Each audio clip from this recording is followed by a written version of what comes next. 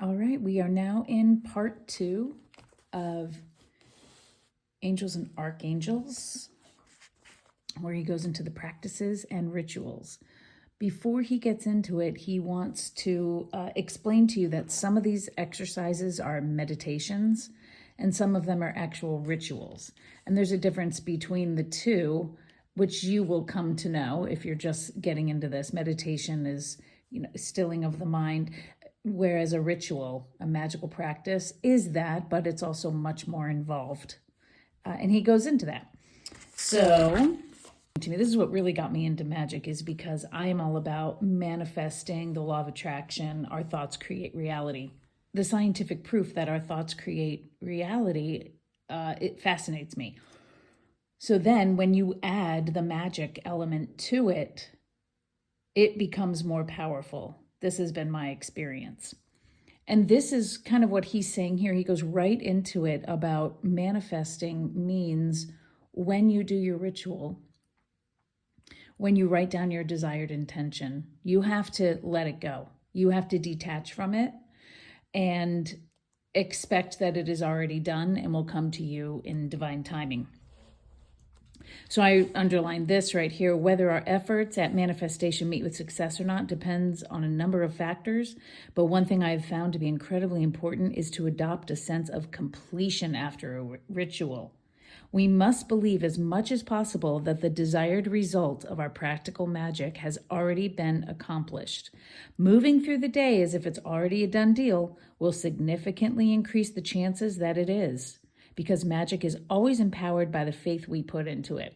And I have experienced this negatively in many ways, because when I want something to happen so badly, I overdo the magic, and it basically is, instead of showing faith, it's showing that I don't have faith, because I keep doing the magic over and over. I almost become obsessive about it. So that's why at the end of a lot of rituals, you'll see that they say, so mote it be. And that basically just means consider it done. Walk away. There's no need to worry about something you already have in your inner world, in your magic world, in the astral realm. And this is another powerful page. This is like chock full of great information. These 2 pages, if it's true that you do manifest your reality and your thoughts create your reality, then how did he end up on death row for almost 20 years for something he didn't do? And that is the debate between people who believe in manifesting your reality and people who argue it and say, no, the world's just chaos. So what I like is he sees that as both in a way, but he says a situation that looked terrible and hellish, meaning when he was in prison, he never would have gotten all these positive outcomes and results without that. So of course, that's hard to put that perspective on it until you're in hindsight. I do find it helpful just to keep in mind that something that is formed as a weapon against you can always be turned for your good. Something else that really sparked my curiosity about magic is because I am really interested in quantum physics and how we are all connected, quantum entanglement, and all the scientific experiments that prove that. And what I liked is he says right here, magicians have been exploring this topic for thousands of years, but they just didn't have the secular vocabulary to describe the process and practice of magic. But today, the modern science and the understanding of quantum physics now, it is exactly what magic has been saying for thousands of years. As above, so below, as within, so without. You think your inner world creates your outer world, and that's what magic is based on. That's what manifesting is based on. That's what quantum physics is based on. And a couple books that I have found that really explain this are Joe Dispenza, any book by him. You Are the Placebo. I forget the author's name on that one. That's another fantastic one. He continues with that we are all connected. And so when you do your magic, you are affecting not only everything in your inner world, but it also has a ripple effect. He talks about the World Peace Group that did Magick in their super radiance studies, where they all concentrated on reducing war-related deaths and violent crimes. And they saw a significant drop in them, even when the experiment was conducted multiple times and other factors were statistically controlled.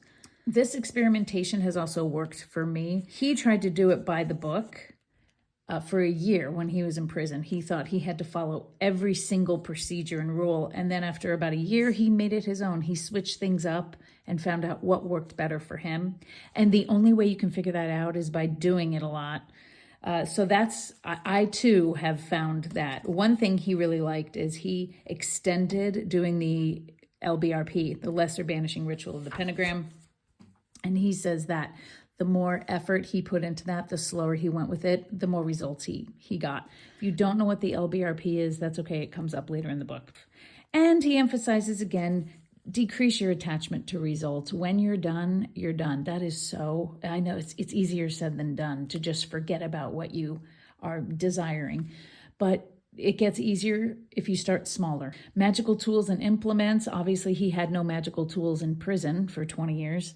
So he's saying that don't just rely on your tools and implements. Don't feel like that you have to have your tool because you're the one with the power.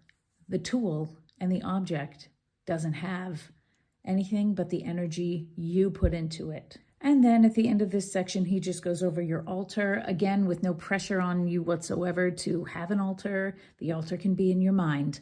All right, moving into part 2, continued, chapter 5, mind training, mindfulness, and meditation.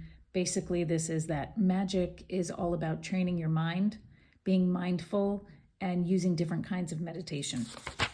He goes into a couple different practices of meditation. One is called the prison cell meditation. Of course, he did this in his prison cell. And that's just about focusing on, he focused on the window at the corner of his cell, and that he was rising up to the window to see the light and just bursting into bright light. So that was nice. I've done that one before. Again, going back to everything is made of energy. And when you know that, you understand why some people give off good vibes and bad vibes. But everything that we're creating is made of energy, including our thoughts. Because everything is made of energy, including our thoughts, and Magick is about shaping and using energy, then it follows that we'd want to be more aware of that energy and the ways in which it manifests. But our minds usually are, most of the time, focused on worry, thoughts of lack, distractions. Worry creates more worries. Fear creates more fear. You ever get that feeling when you start to cry and all of a sudden you're crying about everything? It's because you have all these different things that you're now crying about. It builds on itself. So we want to build on that positive energy using our Magick. But this is like working out. You know, if you want to get that great body, you work out at the gym. Minding your thoughts takes discipline and practice. I've been doing this for years, and sometimes I am better at it than others, and I got to get back on track with it. Just minding that what you're thinking is creating something in your life. So then what are you thinking? And then if I catch myself thinking something terrible, I switch it. Another practice, Zazen. I've never tried this because it just didn't right away. You have to kneel on the floor with your heels, your heels digging into your butt. It's a Japanese mindfulness practice. And then you just wait there and notice the pain that you're feeling and be in the moment with it. And that never sounded like something I wanted to try. So I have not tried that, but there it is for you. This is more about being in the present moment, noticing the strategies of the ego when you're sitting down or laying down, and you're just noticing the thoughts that come into your head, and know that you aren't those thoughts. Those thoughts are your ego trying to get you to either think about the future or think about the past and not stay in the present moment. This is the one where I really found my magical power. I love this, the Archangel meditation. You can do it anytime during the day. You pick your angel that you want to invoke, and anytime you come across something in the day about abundance, prosperity, something that you desire, you invoke that angel. Breathe, be mindful, be aware, and just trust that that angel has been invoked and is bringing that to your life. You are creating it. The angel is assisting you. More about anxiety, faith, and fear. Catch yourself, your mind, when you start to feel anxiety or fear, you going down that spiral. It is only going to create more of that, and you just have to simply train yourself to bring yourself back to the present moment, out of the anxiety and fear. So one of the activities he gives is the look up meditation, and that is look up at the sky.